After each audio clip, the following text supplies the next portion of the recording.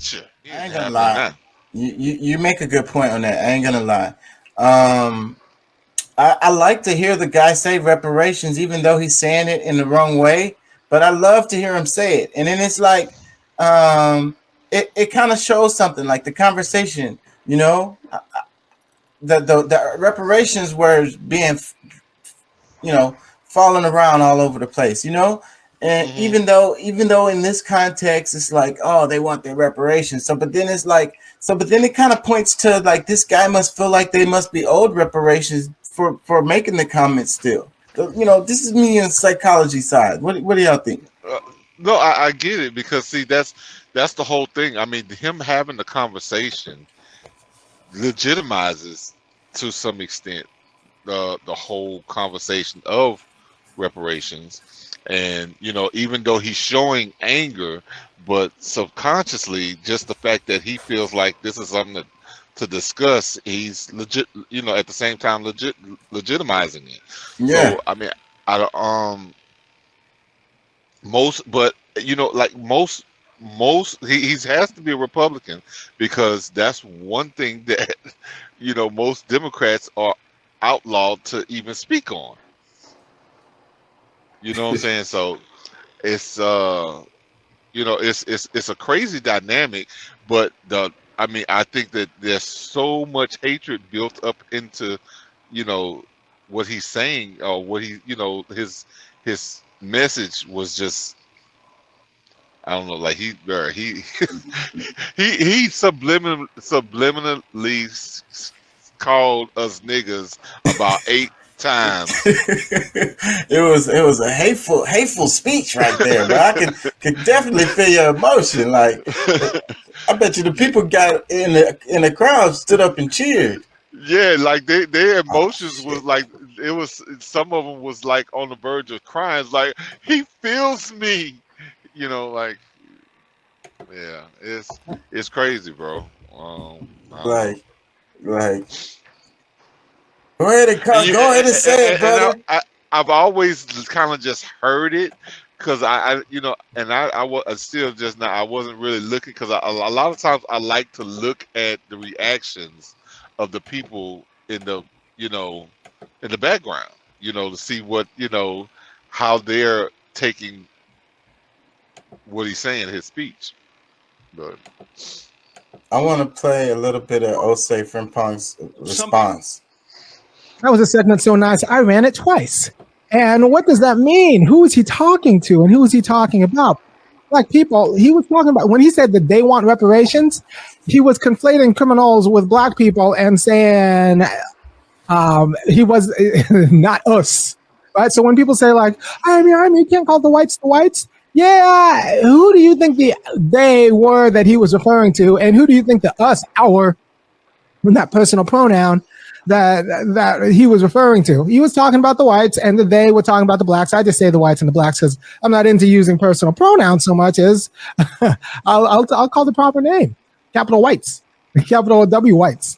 So the whites are worried about us taking their stuff, and that's what he's worried about, and that's how he's ginning up the he whites said the in capital possession of their A, stuff. Their the ill-got capital gains. The W. problem is their stuff isn't legitimately there. So what he's doing, first of all, we got to get rid of the notion that there's, somehow enough for everybody. Some people are going to have to take a haircut. Some people's quality of life and expectations are going to have to take a hit if black people are going to be made whole because so much of America and American aspirations and life plans depend on a racial hierarchy that's not going anywhere, right? That's like that needs to be maintained. Right. So he's worried about these people are going to screw up the hierarchy that undergirds your life. You make black people whole, like that's going to take something from you. And you're right. I think We're gonna have to work. Yes. White people who expect their kids to have the same perks and if those perks include being able to treat black people like garbage, like trash, they expect their kids to be able to have the same perks that they have. Those perks are going to go away. And in a state like Alabama or Georgia, where there are a lot of black people, that means a world where we have to actually share power with black people is going to look markedly different.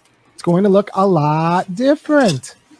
and he's saying it's gonna feel like they're taking your stuff, and he's right. It's gonna feel like we're taking your stuff because the stuff shouldn't be yours. It's like going to someone who stole your car and then taking your car back. They're gonna feel like you took their car, but it's okay. The car was never theirs. Or even, or let's say working laundry through a few generations, the car was still never theirs, right? So the idea that the whites will unify around not paying reparations or making black people whole is something that we have to actually consider, because that's the defining characteristic of white identity, which is why other people who are not pigmentation wise white can become white as long as they're willing to treat black people, especially descendants of slaves, like trash. As long as you're willing to treat black people like trash, you are honorary white, provisionally.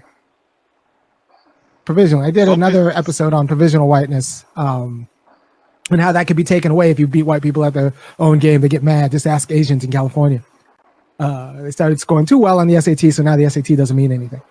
So if you're willing to treat black people like trash, you can be considered provisionally white. And that's what they unify around. And that is a problem if you care about black justice. It's also a problem if you think, well, we should all just unify around a working class identity. No, white people don't want their kids to necessarily be working class. They want their kids to enjoy the perks of whiteness. And they definitely don't want their kids to be treated like we treat black people. So they'll unify around that before they'll unify around working class identity. That's not the identity. That's not the aspiration they have for their kids. The aspirations and the identities they have for their kids are not to be treated like Negroes.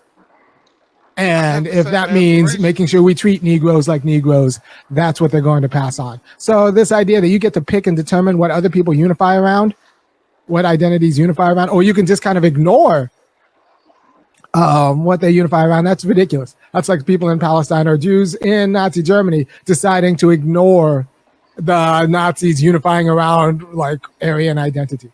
Well, we could all just be working class. You don't have to unify around. You should just recognize yourself as a German, or recognize yourself as a human. And where they're like, no, we want to recognize ourselves as Nazis and Aryans, and you're a problem. So if you don't, yeah. So what y'all think? I'll say Frimpong put y'all to sleep. No, I'm crunk. He, like I actually had a point that I guess kind of slipped away, but honestly, like that is one of their biggest fears is sharing power. It's like, what the hell have we been working on for the last 250 to 300 years? Like why are we gonna change up now? Those niggas Like, can't be equal to us. It's enough like as it is. We got too many everything. of them that are millionaires. Yeah, we've done everything in our power to subjugate them, and like some of them still sneak through, but for the most part, like we have control over the blacks. Okay, so we got to keep it that way. We can let a few of them in and make them feel like they still have something to aspire to, but we got to keep our foot on their necks. Tistic on